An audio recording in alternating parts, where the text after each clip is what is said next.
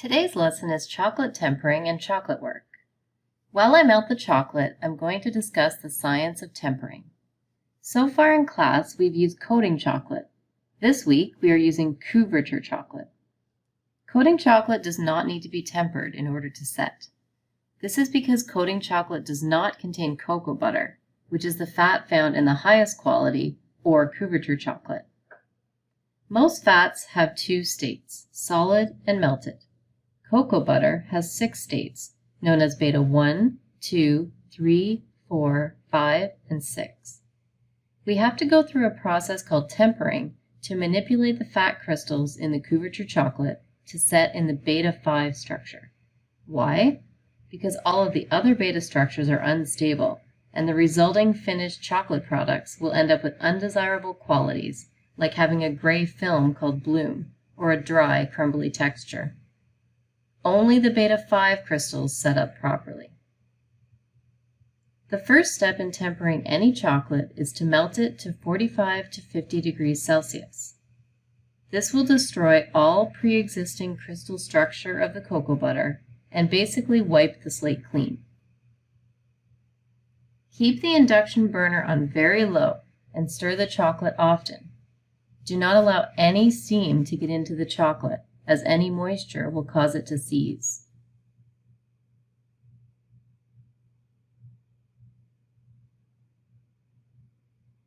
Once the chocolate is 45 to 50 degrees Celsius, you can remove it from the water bath.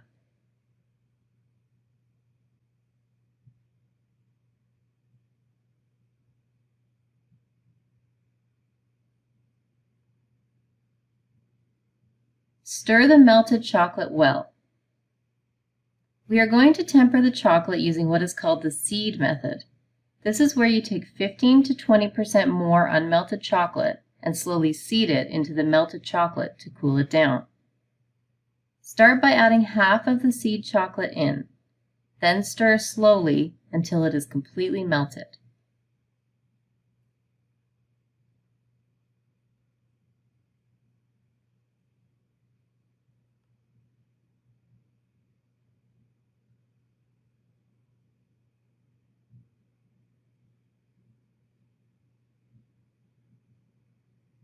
Once it is completely melted, check the temperature.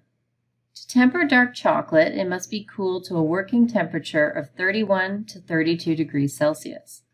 If it is too hot, add in a bit more seed chocolate,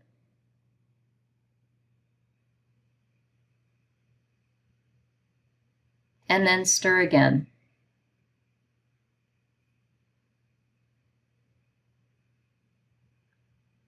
Once that addition of chocolate is melted in, check the temperature once more. If it's still too hot, add in more seed chocolate. Stir that in. Couverture you buy in stores is always tempered. By adding these pieces of tempered chocolate into the melted chocolate, it encourages the proper fat crystal formation. Check the temperature again.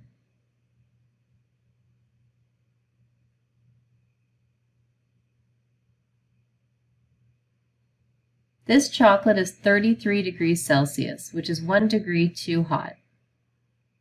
I will add just a few more pieces of seed chocolate to it to bring the appropriate temperature of 31 to 32 degrees Celsius. Stir very well. Then take the temperature one last time to ensure it is correct. If you reach the proper temperature and still have bits of unmelted seed chocolate inside, you can remove them with a spoon.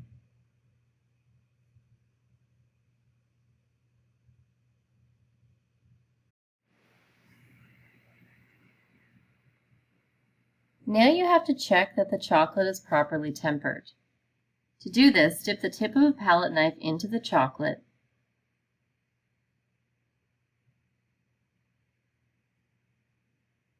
then set it aside on a small piece of parchment.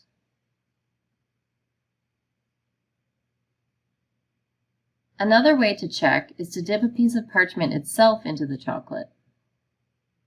Set both aside for about 2 minutes. If the chocolate is properly tempered, it should set within 2 minutes and have no streaks. If it does not do this, you may need to stir it a bit more to encourage the proper fat crystallization, or add a bit more seed chocolate. This is what tempered chocolate will look like. The first chocolate confection is called Mendiant or Palais. Use a small circle cutter to draw templates on a piece of parchment paper on a baking tray. For the full recipe in this manual, you can pipe 40 Mendiant.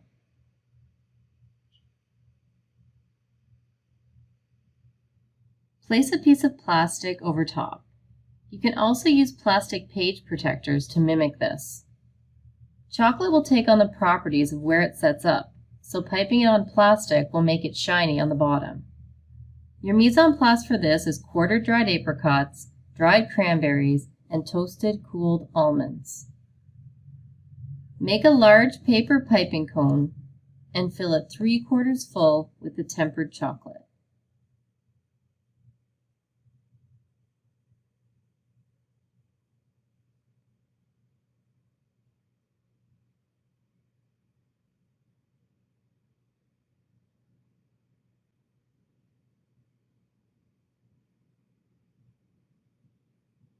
Cut a hole in the tip about 1/2 centimeter wide.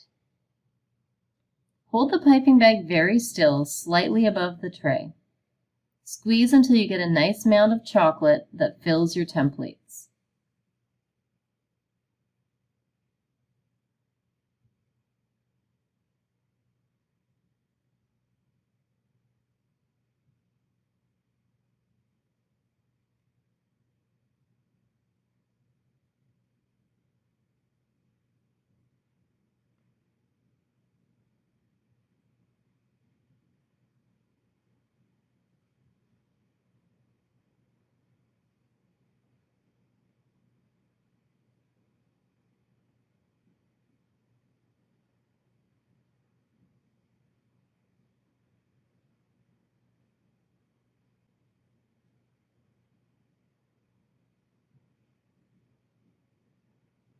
Allow the chocolate to set very slightly, then start to place 1 whole almond in each. Work quickly, as tempered chocolate will begin to set up quite fast. Put a quarter apricot beside each almond.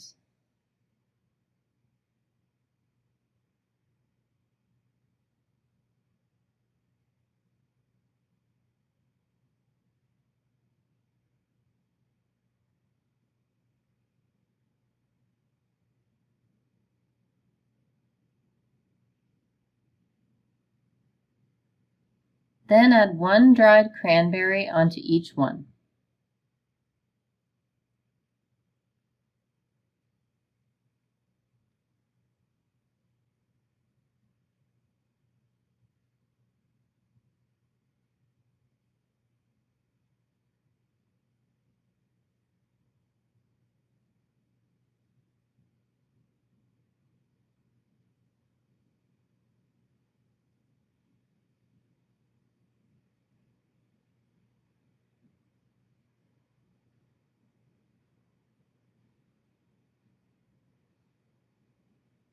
Put these aside to set at room temperature. Take the bowl with the rest of the tempered chocolate and place it on an angle on a towel so the chocolate pools to one side. Take strawberries that have been washed and then completely dried, and begin to dip them about 3/4 of the way down into the chocolate. Tap the tip of the strawberry to the top of the chocolate to stop the dripping. Scrape the bottom gently on the side of the bowl to remove excess chocolate, then place on a baking tray, with the first one being the furthest away. Continue to dip all of the strawberries, then put aside at room temperature to set. Make sure there is no moisture on the strawberries, as moisture will cause chocolate to seize.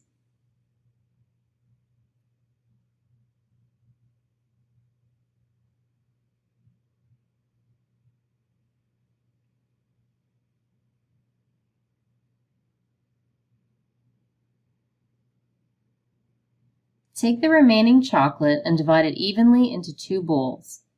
If the chocolate has started to solidify a bit to the sides of the bowl, you can heat it gently over a water bath, but do not go over 31 to 32 degrees Celsius, as it will lose its temper and then you'll have to temper it all over again.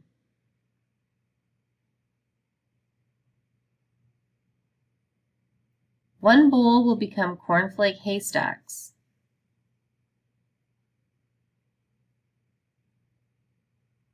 The other bowl will become almond bark.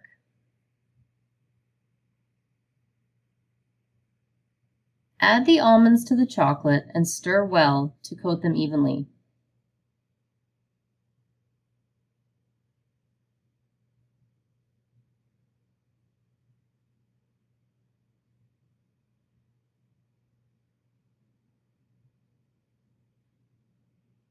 Pour this onto a baking tray lined with parchment paper.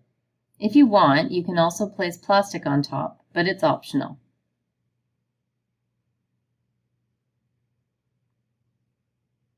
Use a large offset palette knife to spread the chocolate until it is level and the thickness of an almond.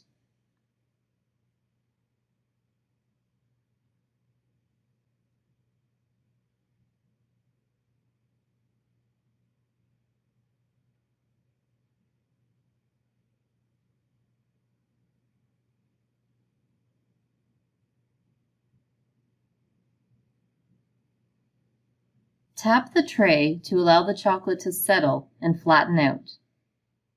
Put aside to set at room temperature. Add the cornflakes to the other bowl of chocolate. Stir well to coat them evenly.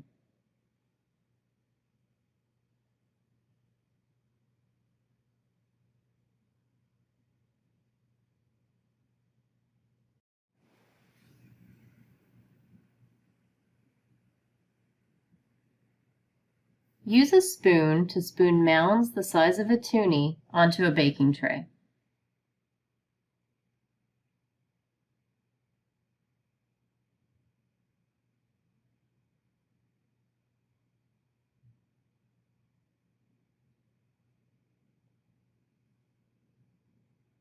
Complete all of the mix this way, then put aside to set up at room temperature.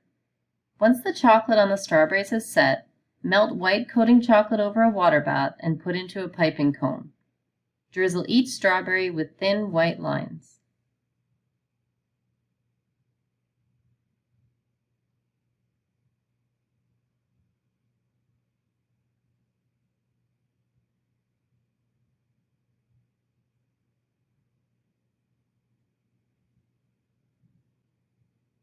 Once the mendiants have set, you should easily be able to remove them from the plastic. The bottom should have a nice shine.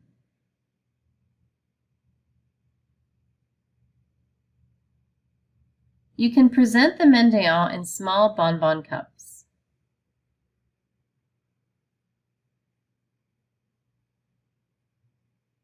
Traditionally, 2 mendiants are placed back to back, then placed into the cups.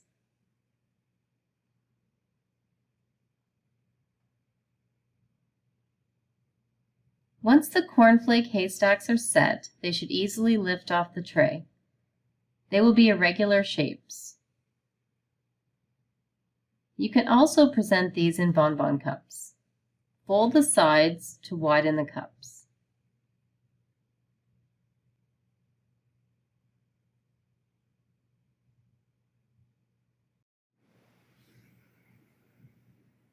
Place 1 haystack in each cup. You will now have a beautiful variety of chocolate confections.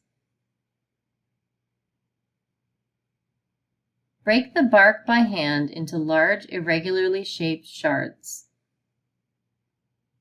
All confections except the strawberries will keep in a sealed container in a cool, dry place not in direct sunlight.